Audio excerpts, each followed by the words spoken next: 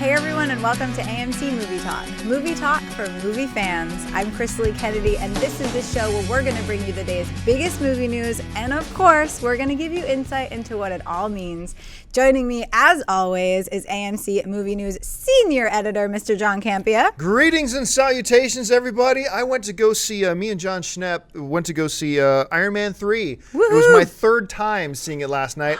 I enjoy this film quite a bit. I hope you will too. Good morning, Crystal. How are you? Good morning. It's nice that John Schnepp won't be bitter about it anymore. Yes. And also joining us today via Skype, Senior Editor of Rotten Tomatoes, Mrs. Gray Drake. Hello, I love this headset so much. I'm all, we are a part of the rhythm nation, right? Yeah? It's good. By the way, hold on. John, Yes. You are so mean for bragging about seeing Iron Man 3 three times before anyone else has seen it once. You're a jerk. Yeah. I mean, now you sound like my mother. But I should point out too, because people ask me all the time. There's some like film fans that ask me all the time, "Hey, John, I'm a film fan. Like, what other movie sites should I really be checking out?" Listen, honestly, the most important site, if you're a film fan, you want to kind of get into movies more online. In my opinion, the most important site that you could be visiting is RottenTomatoes.com. So you should be heading over there all the time. It's very, very informative, and just the way they do a lot of the stuff there is great. And Gray is.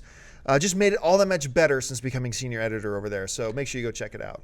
Aww. Thank you very much. All right, we're going to get started with this, guys. While Marvel comic book characters like Spider-Man, Fantastic Four, and X-Men all belong to other movie studios, Marvel has recently required the movie rights to the characters Ghost Rider and Blade. The rights to the film reverted back to Marvel. Then the studios who did own them failed to go into production on the new installments within a certain period of time. John, what do you think the chances are of us seeing Marvel versions of Ghost Rider or Blade? I think eventually okay chances. In the immediate future, next to none. Let's remember, just because they got the rights back, I think Marvel President Kevin Feige said this. He goes, just because we've got them doesn't mean we have to make them into movies. And as a matter of fact, there's probably a half-decent chance that now that they've got the rights back, they may just turn around and sell them again. The fact that Marvel is owned by Disney, and the fact that most fans feel that if you're going to do a Blade or if you're going to do a Ghost Rider, you got to do it rated R and you got to do it violent, that may not be a great match. So I honestly don't know that there's a better than 50% chance that we'll see. There's definitely a 0% chance we're going to see a Ghost Rider or Blade in the next 3 or 4 years. But beyond that, I don't even think then there's a great chance. Gray, what do you think? Am I missing something here? I think there is a great chance because Marvel's going to start just pumping these things out. And so ultimately, I do agree with you that in the near future, it's going to be quiet for them. But my guess would be that we're going to be seeing a ton of these movies come out. And even though the priority is Avengers, Captain America, all those movies, same thing has happened with Daredevil, man. And they're going to need a lot more characters to feed the machine. So they love rebooting stuff, and they screwed up both of the Ghost Rider movies. So I think Ghost Rider's going to go first. And because Blade needs a fourth movie because that's a strong trilogy. So they are going to integrate these in as soon as possible just to feed the hungry Hollywood hippo, All right. This hungry hippo's ready for a new Blade. Just saying. Director Right? Steven Spielberg and actor Bradley Cooper have officially signed on to bring us American Sniper, based on the memoir of Navy SEAL Chris Kyle. The book is described as follows. He is the deadliest American sniper ever, called the devil by the enemies he hunted and the legend by his Navy SEAL brothers. From 1999 to 2009, U.S. Navy SEAL Chris Kyle recorded the most career sniper kills in United States military history. The Pentagon has officially confirmed more than 150 of Kyle's kills. The previous American record was 109, but it has declined to verify the astonishing total number for this book. Iraqi insurgents feared Kyle so much they named him Al-Shaitan, the devil, and placed a bounty on his head. Kyle earned a legendary status among his fellow SEALs, Marines, and U.S. Army soldiers, who he protected with deadly accuracy from rooftops and stealth positions. Gripping and unforgettable, Kyle's masterful account of his extraordinary battlefield experiences of all time. Gray, are you looking forward to American Sniper with Spielberg and Cooper? I had to ready my headset for this answer because, yes, I'm excited. This could be Bradley Cooper's Bourne moment. Ah. I really think that he would be great in this film, but the part of the equation that makes me nervous is Spielberg, because you know what I don't want to watch? A movie about a sniper talking about his feelings and drinking hot chocolate at the end. So Spielberg really needs to toughen up, and he needs to get some new young energy into his movies. I think that he's an amazing filmmaker, obviously a legend who has given us so much, but he's really got to like up his game to properly do for this movie what the Bourne movies did for all of us and Matt Damon. Gray? Spielberg don't need to up his game. Spielberg's game is the definition of up. He is the bar. He's Steven Spielberg. Have you watched an ending to his movies lately, John? Yes. That are never good? Oh no, you're so off base on this. I think. Look, yes, you have to be excited for something. Number one, the book. Gray and I agree on this. The book sounds amazing. I love the fact that what makes it even more intriguing is that this is a true story based on a real dude. This is very hipster of me to say, I've been a fan of Bradley Cooper before Bradley Cooper was cool. I mean, I love this dude on Alias. I was talking about this dude when he was on Alias, when everybody said, "Who? You mean Michael Vartan?" No, not Michael Vartan. I'm talking about Bradley Cooper. And Spielberg I believe is the greatest filmmaker of all time. So put all that kind of stuff together. Yeah, I just cannot help but be excited about this, me personally. And I love Spielberg's most recent films. I don't dislike his films. I just think that his endings are terrible. And what I'm envisioning for this, especially if I'm comparing it to Bourne, is something that visually has a lot of energy. Last I checked, Janusz Kaminski likes to really put the camera in one place and make a gorgeous shot of horses. Okay, so what I'm talking about is that in order to get a real kind of kinetic energy into these films, he's got to change the way that visually his movies look. That's all that I mean, but I would never argue with you that Spielberg is a national treasure. All right, well, listen, folks, we come to that part of the show for buy or sell. Here's what's going to happen. Chris Lee has a bunch of other items in movie news in front of her. She's going to list them off to us, and Gray and I are simply going to say whether we buy it or sell it. So, Chris Lee, what do we have? Justin Timberlake will produce and star in the Neil Bogart biopic Spinning Gold. The film follows Bogart, a legendary music business entrepreneur who is credited with discovering a generation of music superstars during the 60s and 70s, including Curtis Mayfield, Bill Withers, Gladys Knight, Kiss, Parliament, Donna Summer, and the Village People, among many others. Spinning Gold tells the rags to riches story of a poor kid from Brooklyn who went on to become the man who defined the pop music culture of his time. Neil Bogart died prematurely in 1982 at age 39. John, buy or sell Spinning Gold? Sell. Sell. Look, I've said this before. I'll say it again. Justin Timberlake, if he is not the single best host in Saturday Night Live history, he's one of definitely the top three. He's got so much charm and energy and charisma. He's captivating. I've sat down, talked to him a few times. Man, I want to make love to his eyes. He's a totally cool, great guy. However, he cannot act. Look, I'm sorry.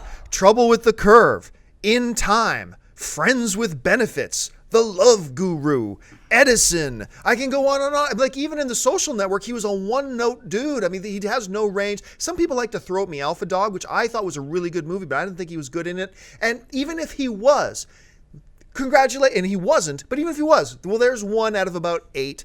I just don't buy into it as an actor, as a film actor, so I just can't get into it. So for me, it's got to be a sell. Okay, well, I'll buy it from you, baby, because I like Justin Timberlake a lot, and I think that although he somehow doesn't pick good films, you're not wrong about the films. You are wrong about his acting. I believe in him, and I think that Justin Timberlake has the possibility of being one of the very few triple threats we actually have. The dude can sing, he can act. I mean, all of these things he is good at. I am willing to give him another shot because a movie like this is in his wheelhouse. It's going to have a ton of great music. And I swear to God, all they need is just one fantastic singer to do like Cadillac. Do you remember Cadillac Records? Like, I think that this is exactly the kind of movie that could show people like you that he can handle it. So I buy. I'm with her, sorry. Jurassic Park 4 director Colin Trevorrow tweeted out a picture yesterday of his location scouting trip. The picture we see will be Isle Nublar, the fictional location of the original Jurassic Park, as opposed to Isle Sorna, featured in The Lost World and Jurassic Park 3. Gray, buy or sell Jurassic 4 returning to the original island? I'm going to say buy because that indicates to me that it's doing one of my favorite things about sequels, which is like kind of going back to a story after time has elapsed where they have new things to talk about. If you recall, Isla Nublar is where the dinosaurs were changing sexes just so they could procreate. I'm 100% behind that. And I want to see how that has made this island even crazier in the last however many years have lapsed. So I think this is a really good sign. Yeah, I gotta buy this too. I'm for the same reasons. I love the idea of going back to where it started. Sometimes it doesn't have the same impact if you do it in the very first sequel, but we've been away from that. I want to see what's going on back there. Like they said, all these unexplained things happen. Sex is changing randomly and all this kind of stuff. I do want to see what goes on there. So the fact that I'm already excited about Jurassic Park 4, just because who doesn't want to see giant dinosaurs stomping on crap? Yeah. I'm in. I think this sounds great, so I'm on board. It's a buy. John Wills has been tapped to direct the upcoming Bradley Cooper film Chef, not to be confused with the Jon Favreau project of the same name. In this Chef, a once famous chef who, after losing his prize restaurant in Paris, attempts to make a comeback with a new place in London. John, buy or sell the sounds of Chef? For very unfair reasons, I sell this. You know why? And I shouldn't do this. It's totally unfair. Because the Jon Favreau one sounds way cooler. I'm way more excited about the Jon Favreau one, about an emotionally unbalanced chef played by Favreau. Come on, over what sounds like a more dramatic piece. Look, this movie might end up being awesome, and I've already said I love Bradley Cooper, but they're both named the same thing, so I'm going with the one I like more, so for this I sell. Gray? You know what? I actually agree and say sell, only because this sounds kind of like a terrible romantic comedy, the likes of which we've already seen from really wonderful performers like Penelope Cruz and Sarah Michelle Gellar. Like, I don't know what it is about making movies about chefs, but it is always boo, terrible. Send it back to the chef is what I say. Well, Ratatouille, right? Oh, okay. Yeah, but you know what? Like, animated Pixar immediately takes it out of that category. True, you're absolutely right. As if fans didn't already have enough reason to be excited for the upcoming Christopher Nolan film Interstellar, the Dark Knight director's new film is apparently close to landing multiple Academy Award-nominated actress Jessica Chastain. The Zero Dark 30 and The Help star would join Matthew McConaughey and Anne Hathaway. Gray, buy or sell the idea of Chastain joining Interstellar? Always buy. Coincidentally, the last time that one of the recent times I was on the show, we also talked about Jessica Chastain, and I will say again that I love her, and I also love the idea of her with Matthew McConaughey, who we saw in Mud, who has had just this amazing streak going that has not ended. It started with Lincoln Lawyer. He didn't even have to take his shirt off for that movie to be good, and so I think that plus Christopher Nolan, love, bye. Here's my wallet. Yeah, I got to buy this too completely. Jessica Chastain, I'm going to go on record right now. I think she is the best actress in Hollywood right now. I think she is at the top of a very, very good list. And some others may debate that, and that's cool. But you can't debate that she's up there. She's really, really great. And I am. I have to, really think about this more. But I believe I may be in love with her. I'm not 100% sure, but I believe I may be in love with her. It happens. I definitely am. Awesome. All right, folks. Well, listen, before we get to the mailbag, a couple things I want to do here. As you can see in my hand, I'm holding a couple pairs of 3D glasses. These are the glasses that were actually used at the red carpet premiere of Iron Man 3. These are the War Machine variations of them. These are actually the glasses I wore at them. Once again, I don't know if that increases or decreases significantly the value of them. But we did a little contest here. We said, hey, if you would like one of these pairs of glasses that we have, send us a picture of yourself or a group of people holding up a sign that says AMC Movie Talk on it. And you can make it as crazy or as simple as you want. And we were going to pick out a bunch. Now, yesterday's show, we showed you about 20 of our favorites. And I'm here to tell you today who won these glasses. Ooh. The winners of these glasses, the first pair is going to Barry, forgive me, Barry, if I mispronounce your last name, Estelholm. Who showed this picture. This is my personal favorite, him and his daughter. You can have my daughter for the glasses, and you can have my wife for both. Yep. Which is great. And then the second winner is Mr. Spencer Davis, also with his daughter, dressed up as Iron Man, though, in this one. Listen, guys, we loved all the pictures you guys sent. Thank you so much for participating. And just these were our two favorites, so thank you so much. Now, and we'll ship these out soon. You guys will get these soon. Also, I want to mention this. We need your input on something just before we get to the mailbag here. Comic-Con is coming. It's going to be happening here in just a couple of months. It's always a great time. And one of my favorite things every year is when I'm at Comic-Con is bumping into fans and people who watch and read our stuff. It's always really cool. So we thought this year, well, why don't we actually set up a time and place where if people are there who want to come and hang out with us, can come and hang out with us. So we are thinking about doing an AMC Movie Talk meet and greet while we're at Comic-Con. We're thinking about just picking a bar in downtown San Diego there somewhere close to the convention center and saying, okay, on Thursday night or Friday night at 7 p.m., this is where we're going to be. Come on by and meet Crystal Lee and John Schnepp and Amy Rose and Gray Drake if she's going to be at Comic-Con that year, whatever. So do me a favor. Email us at amcmovietalk@gmail.com. So once again, that's amcmovietalk@gmail.com. And in the subject line, put Comic-Con. And simply tell us if you think you'll be there and if you'd be interested in doing a meet and greet, and if you have any suggestions as to what bar or whatever that we should do this at. So once again, email us at amcmovietalk@gmail.com, put Comic-Con in the subject matter, and let us know what you think of the idea of doing a meet and greet. Well, with that out of the way, it's time for Mailbag. Listen, if you've got a topic or a question that you would like us to address on the show, email us at amcmovietalk@gmail.com. And every day we pick a few out of the mailbag. We're getting like close to hundreds every day now, but every day we pick out a few and address them on air. Chrisley's got a few of the questions pulled out of the mailbag. So, Chrisley, what do we have? I do. Jacob Ballard writes, thank you for all of the effort you put into this show. It is You're appreciated. welcome. That being said, I have a question about Taken 3. I was a fan of Taken. It had a mix of a realistic situation, and then there was the Liam Neeson part, which was thrilling. However, Taken 2 was a mess of a film. There were a lot of plot holes. The acting was subpar besides Neeson. They made Brian act like he was too winded at times. The world was that there would be no sequel to Taken 2 as of the week before release. After it came out and the box office numbers were good, a threequel was announced. Do you think Taken 3 will happen?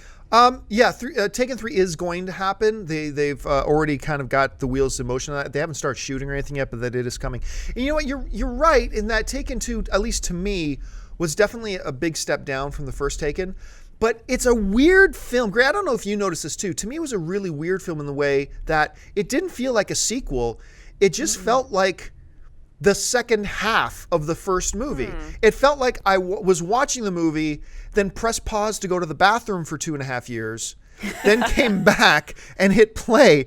And if you actually watch it as one big continuous movie, the second half actually doesn't feel so bad, but it was a step down. But, you know, this is one of those situations where, does it need a sequel, a third film? No, it doesn't need it, but I love Liam Neeson as that character, and I'm always game to going back and see him kick some more ass. Great. What do you think?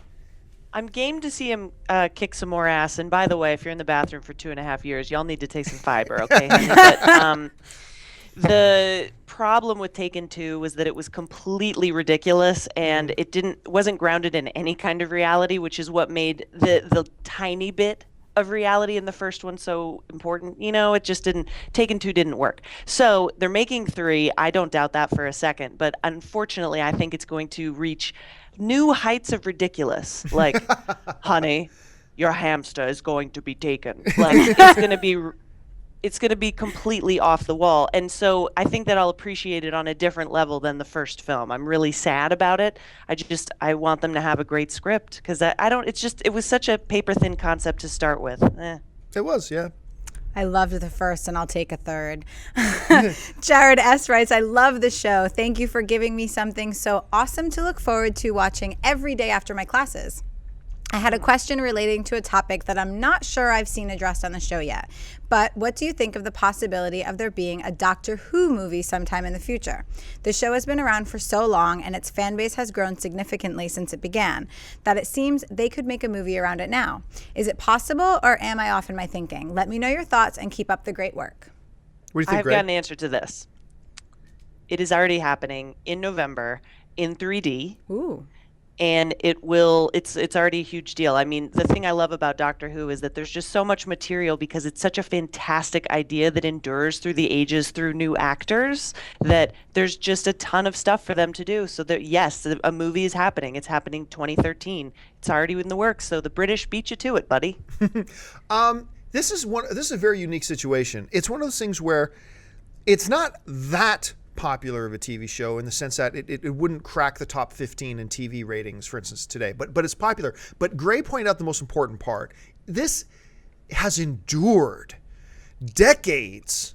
And you have multiple generations now of viewers who have watched and loved Doctor Who. Now, I haven't watched it since the days of the guy who wore the big round hat and the curly bushy hair. That's when I was a little kid watching reruns. I haven't watched it since, but everybody tells me it's an amazing show and I should get back into watching it. The one hesitation I have about it, though, is the notion of, are people en masse going to go out to see Doctor Who in theater when they can still watch Doctor Who for free ongoing on television every week?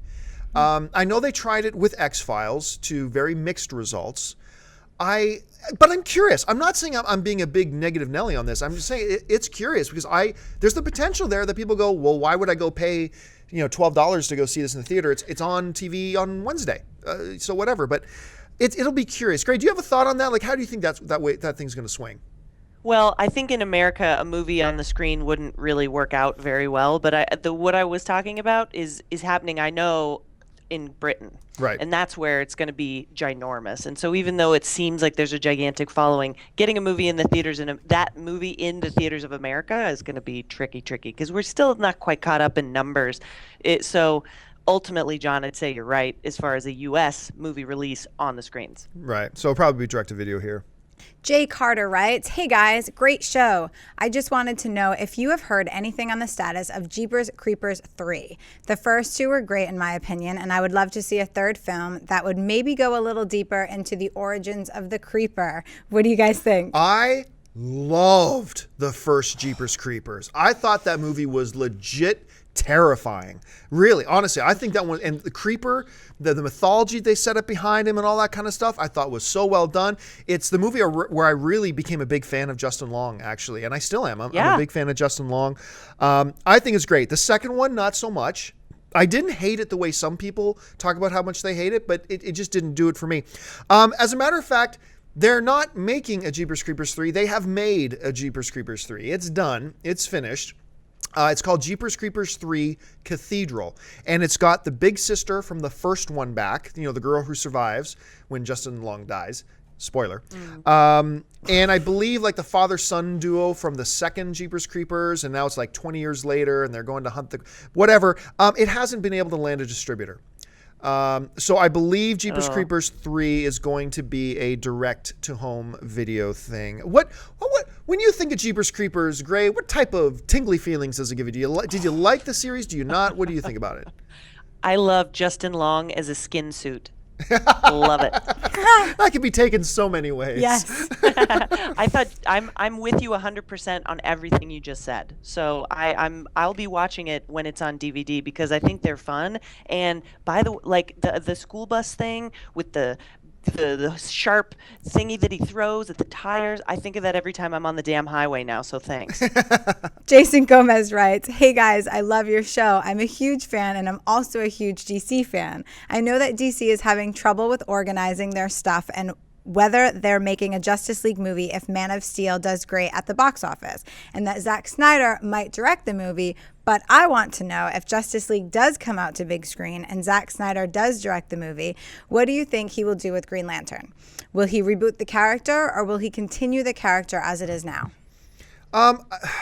First of all, there's a couple of big ifs there. Let's make sure we reinforce this. We're all talking theoretically. We don't know that Justice League is absolutely coming soon. If it is, we don't know that it'll be Zack Snyder. But let's talk theoretically. Okay, so if it is coming and if Zack Snyder does end up directing it, what do you do with Green Lantern? Me personally, I feel the same way about the Green Lantern with Ryan Reynolds as I did about the first Underworld film.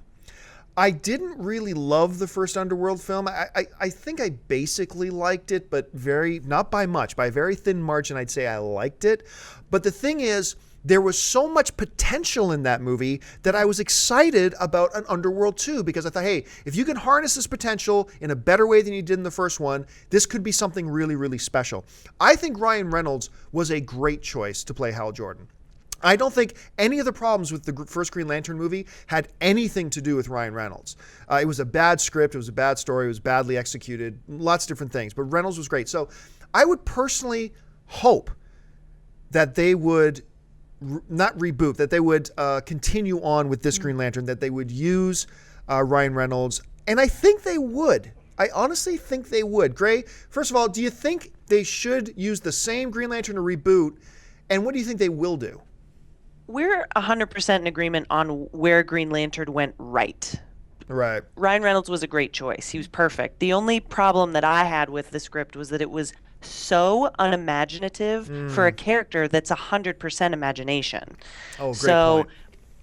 I think that if they continued on, I would love to see that, because I'm a big Ryan Reynolds fan and I think he's great on every level, and I adore his abs. But gotta give props where props are due. But I think that they just need somebody to really hone in on a really solid script for it, and I'd love to see that. And I'm so excited for Man of Steel, and I think Zack Snyder does really interesting things. So all of these ingredients percolating, I think, could make a Green Lantern movie that people actually cared about. You know, that's one thing, whether it's Ryan Reynolds or Ryan Gosling or me, us Canadian guys, we're all known for our abs. That's us. You just went there. And our last question of the day is, Patricia Morales writes, "Hi guys, first of all you movie talk ladies are so hot. Thank you. And John is a handsome man. Well, Not all the stereotypically zitty-faced movie nerd alone in this mom's basement." well, first, Patricia, you just described every Saturday night of the first 30 years of my life. So thank you so much for bringing up that painful memory. Anyway, my question is about Spider-Man and the Avengers.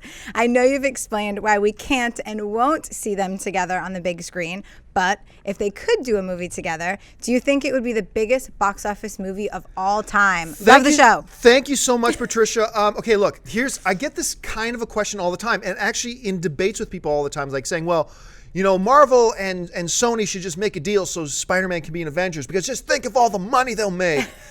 Okay, hold on a second. Think about this for a minute. Marvel won't make one extra penny if Spider-Man were in it. Think about this. Now, I'm a big comic book movie action, sci-fi action guy. I love these movies, so I go to see them all. I went to go see Spider-Man, and I went to go see Avengers. So how much, since I saw them both anyway, how much more money would Avengers have made off of me if Spider-Man had been in it? Well, the answer is zero, because I was seeing Avengers anyway. And I think you'd have a very hard time finding a lot of people who were really into going to watch Spider-Man that didn't also go and watch Avengers. Like, how many friends do you have that haven't seen Avengers, right? So in theory, you put Spider-Man in Avengers doesn't make a single extra dollar. I mean, I guarantee you just about everybody who went out to pay to go see Spider-Man had also gone to pay and see Avengers. So from Marvel's point of view, it's like, well, why would we want to split profits with Sony? Why would we want to pay them a $100 million one-time fee to have the rights just to bring Spider-Man in for one movie, or any of those combinations of things, when at the end of the day, they don't need to. They're going to make every dollar that they would make without Spider-Man that they would make with Spider-Man. So really, merging the two characters while really causing nerdgasms for us fans, it really wouldn't generate. It would be insignificant, the amount of money, extra money that it would generate. Gray, what do you think? Am I completely off my rocker here? Am I missing something? What do you think? The only thing that you're missing is that this combination would generate more money when the law of diminishing returns has kicked in on both of the series themselves. So when you've made the Avengers 3 and Spider-Man 4 or whatever, when you get further into the series, which I don't even know is a possibility in the climate of Hollywood today, the way that they reboot and reimagine everything so quickly, when people start to get disinterested in the series, when you combine them at that time, then people would explode in a fury of another $207 million opening weekend. But I mean, what is it, 2013 now? I mean, that's 2020 when that would economically make sense. So yes. So Banker John is correct on this one. All right, listen, folks, we've run out of time. Thank you so much for joining us. Listen, before you do anything else, while I've got you, stop what you're doing. Click that subscribe button. Become a subscriber to our AMC Movie News YouTube channel. It'll keep you up to date on everything going on in the world of movie news, and of course, our daily AMC Movie Talk show. Make sure you follow us on Twitter at twitter.com/AMC Theaters. Like us on Facebook at facebook.com/AMC Theaters. Listen, go on out and see movie night. Head on out and see Iron Man or any of the other films that are out playing right now. Head on over to www.amctheaters.com for your theater, showtime, and of course, movie ticket information. If you want an audio-only version of this show, look in the description of this video and you'll find links to our iTunes and our Stitcher radio podcasts so you can listen to us on the treadmill or on your way to work or whatever it is you like to do. I want to thank, as always, our lovely host, Miss Crystal Lee Kennedy. Thanks, guys. Woo! The wonderful, fantastic, and all-knowing Miss Gray Drake. Woohoo. Pleasure. And thank you most of all to you guys. Listen, the most important part of the show is not what we have to say. That's insignificant. It's what you have to say. Make sure you jump down to the comment section of this video and leave all your thoughts on any or all the topics that we discussed here today. So until next time, my name's John Campia for AMC Movie News. Bye-bye.